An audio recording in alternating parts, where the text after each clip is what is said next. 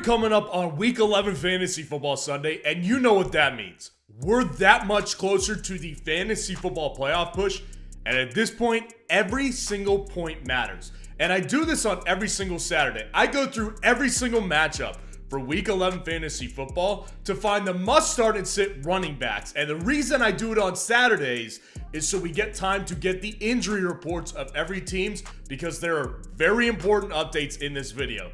So today, I'm going through every matchup, going to find the must-start and must-sit running backs for Week 11 Fantasy Football, guys. And I am giving away a bunch of FFN hats right now. All you need to do to qualify to get one for yourself is to go down there, drop a like on the video, subscribe to the channel, and put in your hottest take for Week 11 Fantasy Football. So please, go down there, drop a like, subscribe to the channel, let's get into this. So the first matchup of the week, Pittsburgh at Cleveland right here. And none of these are must-start running backs. And I think that the ultimate reality here is that when it comes to the Pittsburgh Steelers running backs here, not only is it a timeshare at this point, but they're also taking on the Cleveland Browns defense. So there's no ideal matchup. Now, when it comes to the Cleveland Browns, Jerome Ford was closer to must-start territory. Because when you look at Jerome Ford versus Kareem Hunt, the workload is significantly in Jerome Ford's favor. He's carrying the ball still about 20 times per game. And now with just Deshaun Watson out, I do believe he's going to handle a lot more work as well. Now, Kareem Hunt is also flexible as well because of the fact that he's been in the end zone basically every single week since he's been back in Cleveland. He's a good option just because of the fact this guy's getting in the end zone. So I don't have a problem playing Kareem Hunt at all. He's a good touchdown upside type of player. And honestly, Pittsburgh's defense is not exactly great at stopping the run. They're one of the worst run-stopping teams as far as yards allowed to the running back position. So it's not that I have a problem with that. They're both flexible for sure. And the Steelers running backs, they're both flexible as well. Now, if you did not hear, Mike Tomlin, before last Sunday versus the Green Bay Packers, declared Jaylen Warren the starter. Now, it's interesting when you take that context and you apply it to last game, Jaylen Warren and Najee Harris basically still split the backfield. So there really wasn't much of a change, and they both ended up getting in the end zone too. So they both actually had good weeks. The past several weeks, the Steelers, with divided workloads for them, have actually ran the ball really well. So I think that they're actually not terrible flex options this week against the Cleveland Browns, and then that's all that matters in both backfields here. So everybody else is a must-sit. Las Vegas Raiders at the Miami Dolphins this week. Now, you're going to start both Dolphins running backs. Raheem Mostert, fire him up. Devon Achane, if he plays, fire him up. So here's the thing. Raheem Mostert was limited in practice this week. He's going to go. Now, when it comes to Devon Achane, he is still, as of the time of this filming, questionable to go. Now, Mike McDaniel, the head coach in Miami, he did say that he believes Devon Achane is going to play. He's got a lot of optimism that he will be able to play. So obviously, monitor this situation throughout the rest of Saturday and into Sunday morning because it's going to be important to watch. Devon Achane, if he goes, you play him. And you play Raheem Mostert. And I had him at number 2 running back this week because the reality is, when you look back to what Devon Achane and Raheem Mostert did together, Raheem Mostert had his best games with Devon Achane because they opened up the field together. And they're taking on one of the worst run-stopping teams in the NFL, the Las Vegas Raiders. And Josh Jacobs is a great start right now. Josh Jacobs is not only handling the workload, but he's had over 100 scrimmage yards each of his past 2 games without Josh McDaniels. So Josh Jacobs is a very good start, and this week against the Dolphins defense, I don't think it's going to be much of a tough matchup for him personally. And obviously, you sit Zamir White and Jeff Wilson Jr. with the return of Devon Achane is irrelevant. He wasn't relevant either way, but now it's confirmed. No relevancy here for Jeff Wilson Jr. Chicago Bears at Detroit Lions here. David Montgomery and Jahmyr Gibbs, you fire them both up with full and complete confidence. David Montgomery had about 12 carries last week, and he still had over 100 yards. Now, why is that? Obviously, a lot of running backs can do that sometimes. The Detroit Lions offensive line, I've been saying this since the offseason, is tremendous. That's why they're supporting two very high ceiling running backs right now in fantasy football. Because the reality is, Jahmyr Gibbs out-touched Dave Montgomery last week. I don't know if that's going to continue to happen. It doesn't really matter. It doesn't.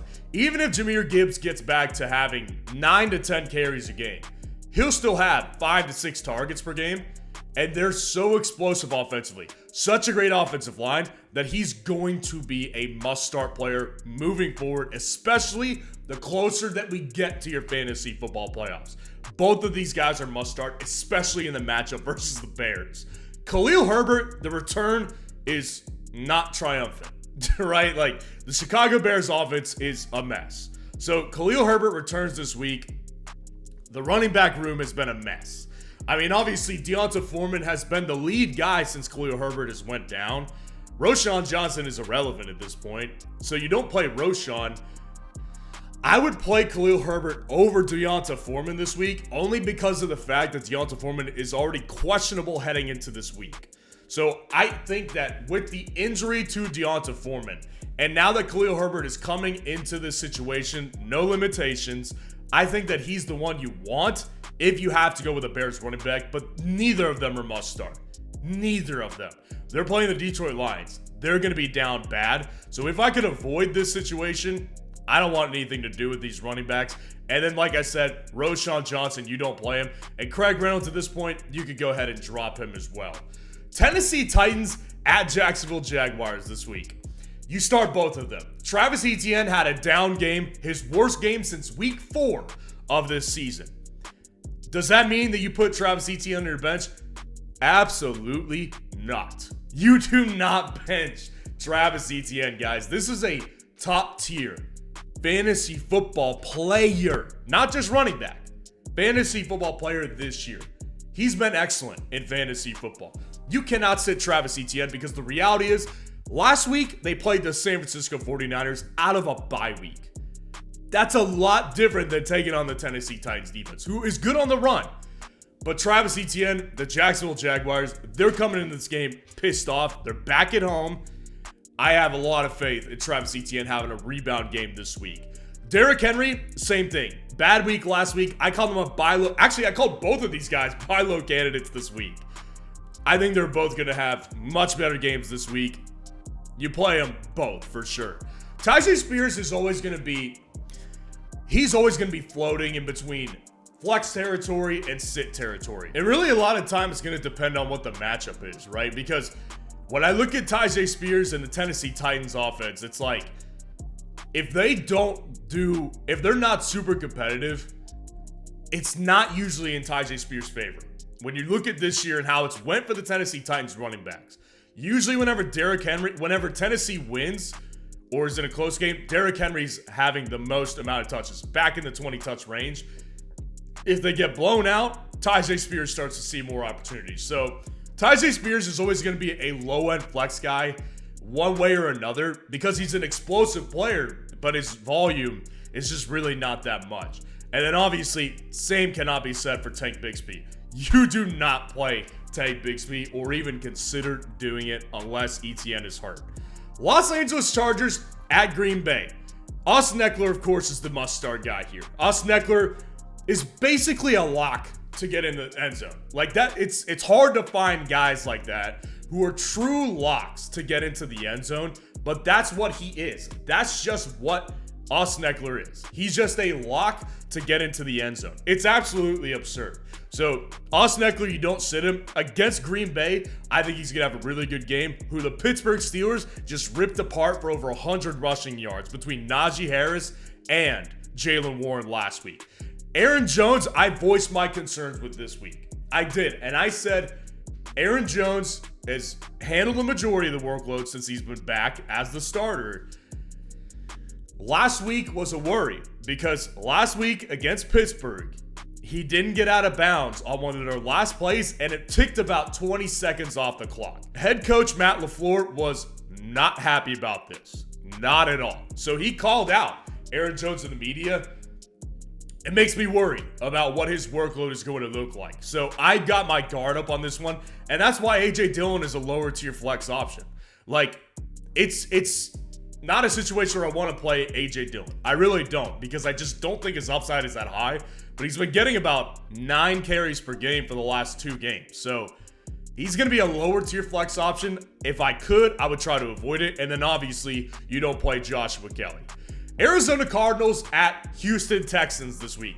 James Conner's the must-start guy for sure. James Conner immediately came back into this lineup for the Arizona Cardinals last week and handled 16 carries. He's immediately the lead back in this backfield. There's no question about it, and Houston has a beatable defense on the ground, through the air, whichever way you put it. The offense's upside is definitely raised with Kyler Murray as well. You could definitely play James Conner. And then Devin Singletary is a higher end flex option. Obviously, last week, that was the game of his career. He has not done that well ever. That was an incredible game from Devin Singletary. That's the reality, though, is how likely is it to happen again? He got 30 carries last week for 150 yards rushing. That's an absurd level of volume.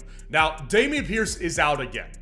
And by the way, if you have Dameon Pierce, drop him at this point. He's worthless right now. So Devin Singletary is the lead back unquestioned against the Arizona Cardinals in a decent matchup. What I'm saying here is that definitely a high-end flex play. I'm not saying you can't play Devin Singletary. What I'm saying to you is that I need to see more consistency first before I declare him a must-start, because there is an absolute possibility, and it's not that unlikely, that he could have 12 carries for 27 yards. That's in the reality of Houston and what they're dealing with. They haven't been able to establish any sort of steady run game. We'll see if it happens, but he's definitely a high-end flex opportunity. Dameon Pierce, like I said, you can drop him at this point. He's out again. And then both Arizona Cardinal running backs, DeMarcado, Ingram, nada with James Conner. Dallas Cowboys at Carolina this week. I'll tell you what, guys, Tony Pollard is the most painful player in fantasy football right now. There's so many things that stack up well for him. Let's walk through them. Great offensive line. It's a top 5 offensive line in the league. Unbelievable matchup. It's the same as last week with the Giants. Unbelievable matchup.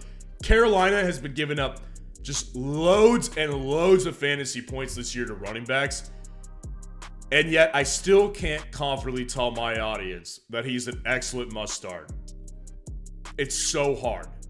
It really is. I feel your pain because I have Tony Pollard in a dynasty league, and every week I'm left just holding my head with my hands, being like, where did I go wrong? Because it just lines up so perfectly, but it's not working right now. And that's why I said in my running back rankings video this week, Rico Dowdle is my underdog flex option at the running back position this week. I don't have a problem playing Rico Dowdle this week. Rico Dowdle found the end zone for the first time this year and had the most amount of carries he had all year. Rico Dowdle, the Dallas Cowboys, is a legit flex option this week. I would say middle tier. Honestly, I really would play him over Chuba Hubbard because Chuba Hubbard has no upside this week. There's no upside playing the Dallas Cowboys defense. I would rather play the second running back in this Dallas Cowboys offense than I would the first running back of Carolina, whose offense is already horrifically bad and playing the best defense in football. I would do it. I advise my audience to do it. And then Miles Sanders, honestly, you could drop Miles Sanders at this point. It's totally irrelevant. It's a shame, really, what's happened with Carolina. New York Giants at Washington Commanders this week. You start both of these running back options this week.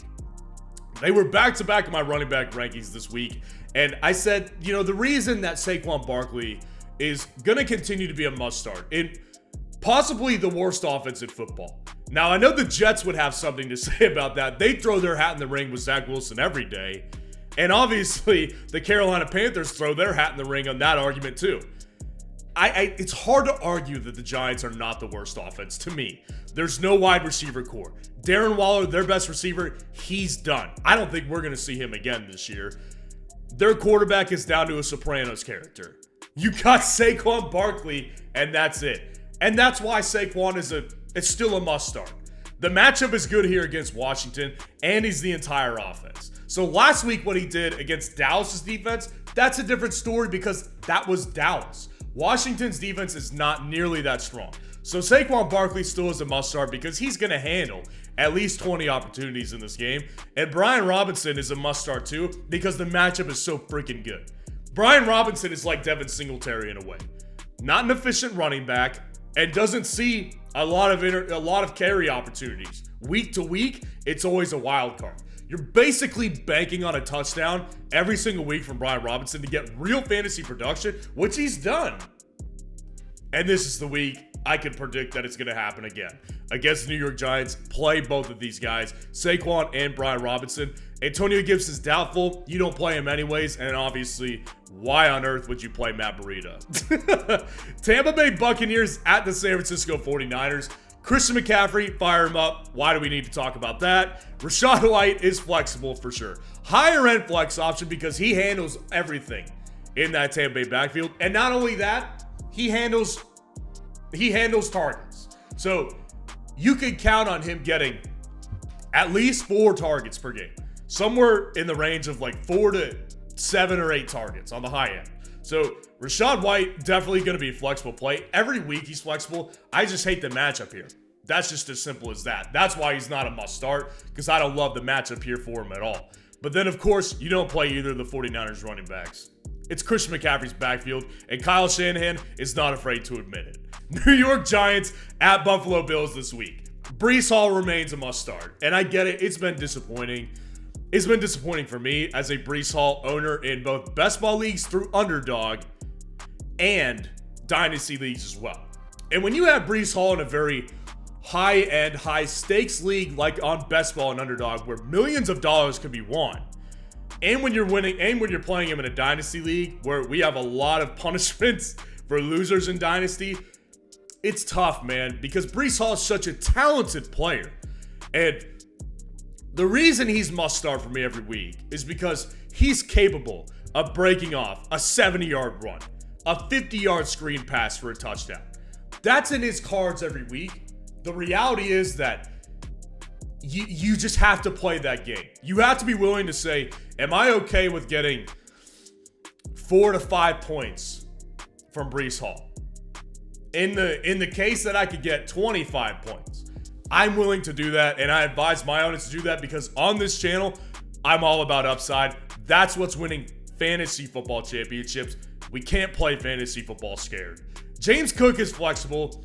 James Cook is so efficient. He's a really explosive player that I really like to play. The reality is that he already wasn't getting a stable workload, and now with their offensive coordinator gone, what's the total volume going to be for him? It's totally unstable right now, and the Jets are not a great matchup.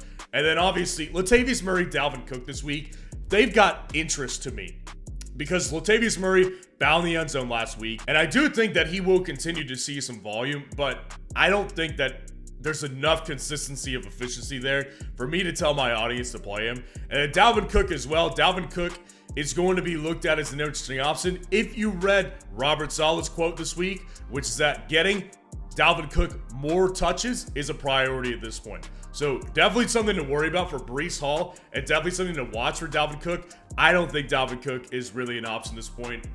You know, he hasn't shown much of anything this year. Seattle Seahawks at Los Angeles this week. Fired Kenneth Walker up again. I called Kenneth Walker a buy low trade target a couple of weeks back, and he proceeded to have a great bounce back game versus the Washington Commanders. Now, of course, if you take out that big touchdown play that he had, the 65-yard touchdown reception, if you take that out, it was a pretty pedestrian week. But the reality is, guys, this is a guy that's in the category of Breece Hall. Always capable of hitting a big play, so you just have to take the risk. You have to take the risk. The only difference here is that he's a better option than Breece Hall because he gets more consistent volume through the carry position. He had 19 carries last week, and the offense is better. That's the reality here, and why you continue to play Kenneth Walker, especially in a tremendous matchup versus the Los Angeles Rams. Royce Freeman, Darrell Henderson, they're both flexible. They're both basically back-to-back for me, only separated by 2 total positions. So really what the deal is here, Royce Freeman had 2 more carries than Darrell Henderson the last time they played. It's hard to predict. I mean, really, Royce Freeman, Darrell Henderson, they're both hard to predict. I think they're both flexible because they're both going to be it's like a Jalen Warren, Najee Harris situation. They're both flexible. Would I advise playing them over Kenneth Walker, over Brian Robinson? Absolutely not. And then both Evans is obviously no, but Charbonnet, I know I get pushback on this every week, but the reality is, guys, like, even when he has on the high end 9 or 10 carries, he doesn't do anything with it. It's just not there yet, guys. I'm not saying it won't ever be there, but right now, it's not there. And I can't endorse my audience playing Zach Charbonnet. Minnesota Vikings at Denver Broncos.